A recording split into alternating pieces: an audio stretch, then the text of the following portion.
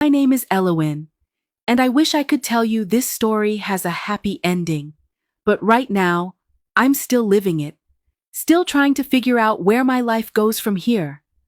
I'm sharing it because maybe someone out there will understand the choices we make when we're desperate, and the consequences we never see coming. My mother and I lived in a cramped two-room apartment on the edge of town. The walls were damp, the electricity unreliable, but it was all we could afford. She'd been bedridden for nearly 2 years, her legs too weak to carry her, her body so thin it hurt to look at. I spent every morning spoon-feeding her oatmeal and every night helping her bathe with a bowl of warm water. Some days, I didn't know who was more exhausted, her or me. We lived on the edge of every bill, every rent payment, every hospital visit. Debt collectors slipped notes under our door. The medicine that eased her pain cost more than I made in a month working part-time running errands for villagers. Every day I wondered how long we could last. Then one night, lying on the cold tile floor scrolling through my phone, I saw an ad. Change your life forever. Surrogacy opportunities available now. Generous compensation. I'd heard of surrogacy before, but never thought it could be my reality. I clicked the link, my heart hammering. It felt wrong, but at the same time, it felt like hope, like the only way to buy my mother the time she deserved. I didn't tell her. I told myself it was for her own good, that if I could hide the pregnancy long enough, I'd have the money before she ever realized what I'd done. Since she was bedridden and couldn't stand or move from her bed, it felt possible. I went through the application, interviews, and medical checks in secret, lying about where I was going when I stepped out in the mornings.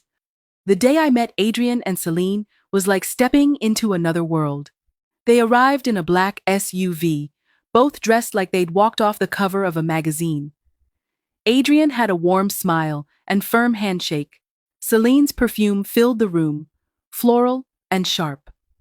They spoke gently, calling me brave and selfless. They said they'd been trying to have a baby for years and wanted to make sure I was comfortable. They offered to rent a house where my mother and I could move, so I could rest during the pregnancy with nurses nearby if I needed them. It felt like the answer to every prayer I'd ever whispered over my mother's sleeping form. I moved my mother into the new house a week later.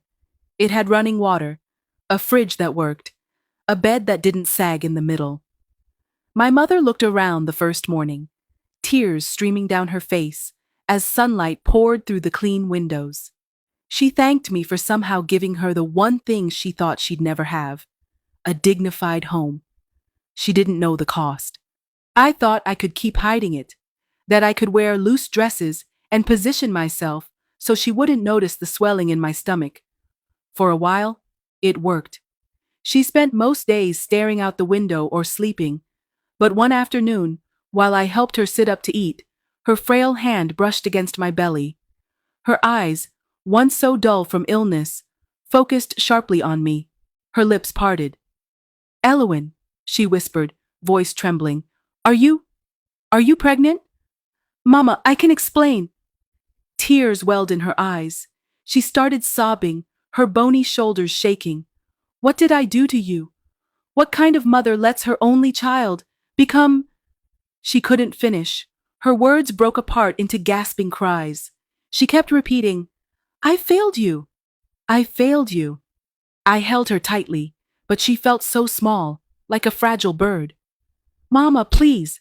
I did this for us. For you. So we could have a future. So you could get better."